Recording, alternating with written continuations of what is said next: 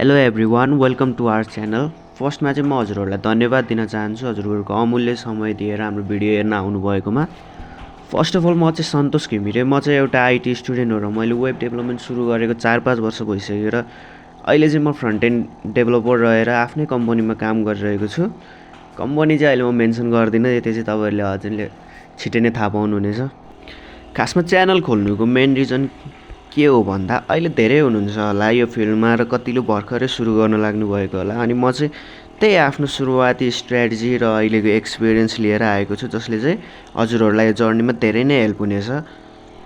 आज चाहिँ यस च्यानलको सुरुवाती दिन हो र आज चाहिँ बेसिकबाटै सुरु गरौँ।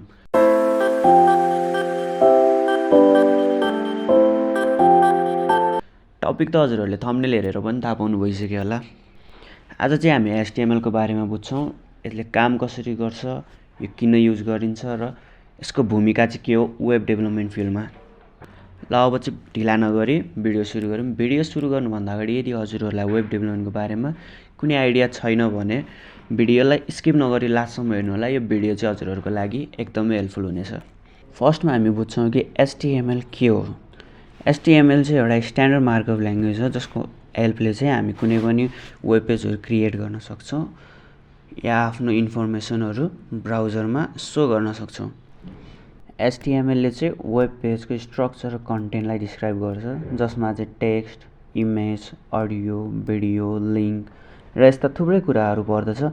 र यो सब गर्नका लागि चाहिँ हामी एचटिएमएलको ट्याग अथवा एलिमेन्ट अथवा यसको एट्रिब्युटहरू युज गर्छौँ। र यसको काम चाहिँ के हो भन्दा जब ब्राउजरमा हामी वेब पेज रिक्वेस्ट गर्छौँ तब सर्भरले हामीलाई एचटिएमएल फाइल पठाउँछ, जसको मद्दतले चाहिँ ब्राउजरले हामीलाई वेब पेजमा रेन्डर गराउँछ। ब्राउजरले चाहिँ एचटिएमएल ट्याग रिड गर्छ र हामीलाई चाहेको स्टाइल र स्ट्रक्चरमा हाम्रो कन्टेन्टहरू सो गराउँछ। एचटिएमएल युज गर्नुको मेन रिजन चाहिँ वेब पेज क्रिएट गर्नु हो।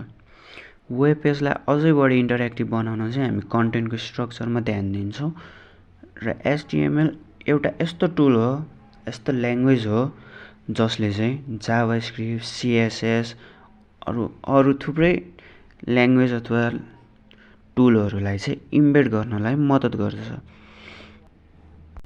र यी टुलको युजले चाहिँ हामी युजरलाई इन्टरेक्ट गर्नुको साथै कन्टेन्ट म्यानिपुलेट गर्न पनि हेल्प गर्दछ।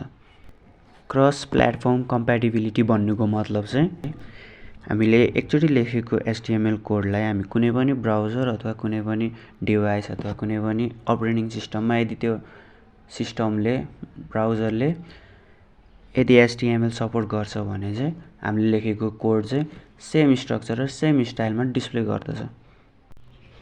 विस्तारमा भन्नुपर्दाखेरि चाहिँ एचटिएमएल चाहिँ एउटा फन्डामेन्टल टेक्नोलोजी हो, जसले चाहिँ स्ट्रक्चर्ड वेब पेज क्रिएट गर्नलाई मद्दत पुर्याउँदछ। अब चाहिँ हामी एचटिएमएल युज गरेर हाम्रो फर्स्ट वेब पेज क्रिएट गर्न जाँदैछौँ। यसका लागि चाहिँ एज अ कोड एडिटर हामी भिजुअल स्टुडियो कोड युज गर्छौँ। ल अब चाहिँ हामी भिजुअल स्टुडियोतिर लाग्छौँ। फर्स्टमा चाहिँ हजुरहरूले यहाँनिर एउटा फाइल क्रिएट गर्न सक्नुहुन्छ, जसलाई चाहिँ म index.htmlको नाम दिन्छु। र यसमा चाहिँ फर्स्टमा हाम्रो टपमा चाहिँ के हुन्छ भन्दाखेरि डक टाइप युज गर्नुपर्छ, HTML5 देखि सुरु भएको र यसभित्र हामी HTML लेख्छौँ। HTML भित्र चाहिँ एड हुन्छ, एडभित्र चाहिँ हामीले टाइटल अनि कुनै पनि के अरे जाभास्क्रिप्ट, सिएसएसहरूलाई इन्क्लुड गर्नु पर्यो भने चाहिँ एडभित्र हाम्रो टाइटल बस्छ, जसमा चाहिँ म लेखिदिन्छु HTML। अनि आउँछ हाम्रो बडी, एडभन्दा बाहिर तर HTML भन्दा भित्र। बडीमा चाहिँ हाम्रो कन्टेन्टहरू जुन चाहिँ हाम्रो ब्राउजरमा सो गर्नेहरू कन्टेन्टहरू हुन्छ, त्यो चाहिँ हामी बडीभित्र लेख्दछौँ। सुरुमा चाहिँ एउटा ट्याग युज गरौँ h1, यो चाहिँ एडिङ ट्याग हो, जुन चाहिँ 6वटा हुन्छ h1, h2, h3, h4, h5, h6, जसमा चाहिँ h1 भनेको चाहिँ सबभन्दा लार्ज साइजको हुन्छ र h6 भनेको चाहिँ अलिक सानो साइजको हुन्छ।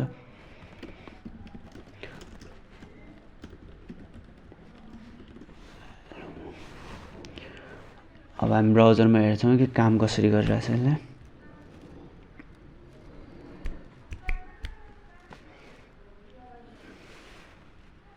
तपाईँले देख्न सक्नुहुन्छ हाम्रो HTML आइसकेको छ, जुन चाहिँ हामीले बडीभित्र लेखेका थियौँ। यहाँभित्र लेखेको हेलो वर्ल्ड आइसकेको छ र यहाँ माथि टाइटल देख्न सक्नुहुन्छ HTML छ, जुन चाहिँ हामीले टाइटलभित्र लेखेका थियौँ। र यसलाई चाहिँ हामीले सर्ट प्रोसेसमा लेख्ने हो भने चाहिँ डाइरेक्टली हामी भिजुअल स्टुडियोमा एक्सक्लेमेसन मार्क युज गरेर डाइरेक्टली यसरी पनि लेख्न सक्छौँ। जसमा चाहिँ म यसको हेडिङ र बडी ट्यागलाई चेन्ज गर्छु।